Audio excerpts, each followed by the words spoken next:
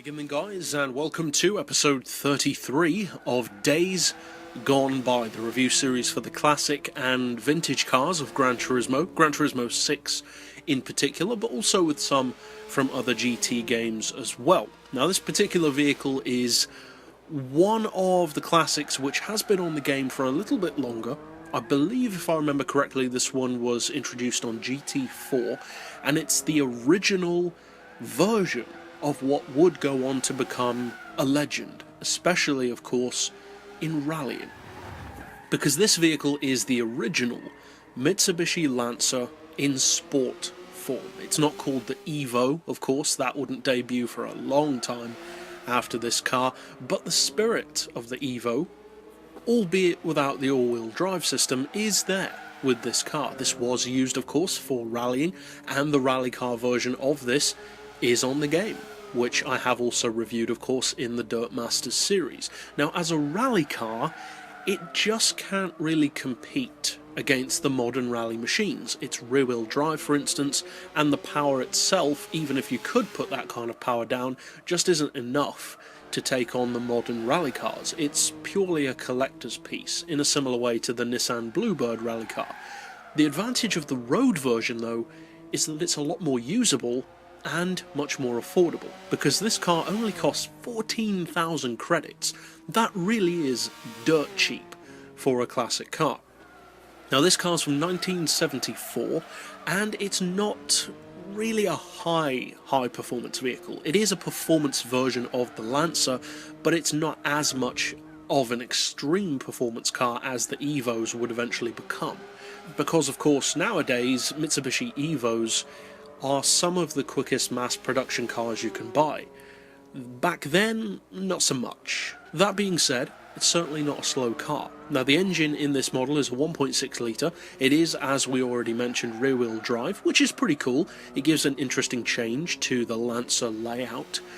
And although this isn't my personal favourite Lancer, that would have to be the 1983 intercooler turbo version, which I think is an awesome car, I do really like this model as well. Visually, it's fairly similar to many other cars of a similar type from that time, similar to, for instance, vehicles like the classic Ford Cortina and some others.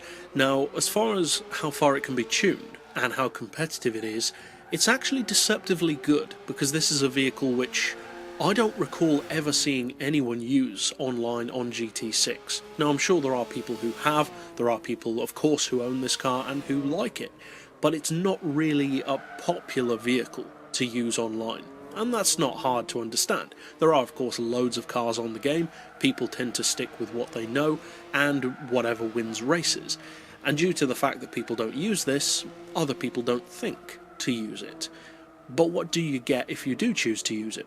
Well, as we said, it costs just over 14 grand, so for that price it would be very difficult for this vehicle to be bad. But as it happens, not only is it not bad, it's actually, I would say, a pretty good car.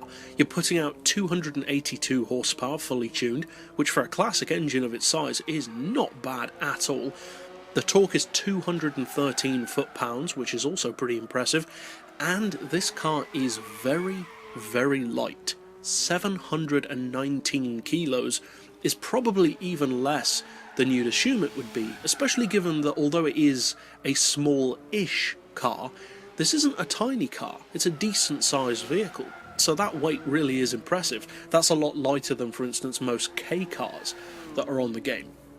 That's pretty cool. Now the horsepower per tonne is very good, mainly because of the fact that the power is more than you'd assume and the weight is less than you'd assume. 392 horsepower per tonne is really nothing to be sniffed at for this car. That is some serious territory for a car of its spec, and especially of its price. Now the question is, though, of course, at its PP level, which admittedly is perhaps a little too high at 511, is it competitive? Or more accurately, is it competitive at any PP level, not necessarily just fully tuned? Well, yes, it definitely is, but not that high. Don't even bother trying to race it at over 500 pp, there's just no point. It doesn't have the kind of top-end power and pull that you need at that level. However, for lower pp levels, say under 480, It's really good. The handling on this car is excellent. It actually benefits from not being all-wheel drive because it's just not necessary on a vehicle like this. It's light and nimble, but although it is light and nimble, it also benefits from the playfulness of its rear-wheel drive chassis. The car itself is small enough to be, again, nimble, but not so small that you feel intimidated by other vehicles. It's a decent-sized coupe. So overall, I would say that this car is something of a hidden gem.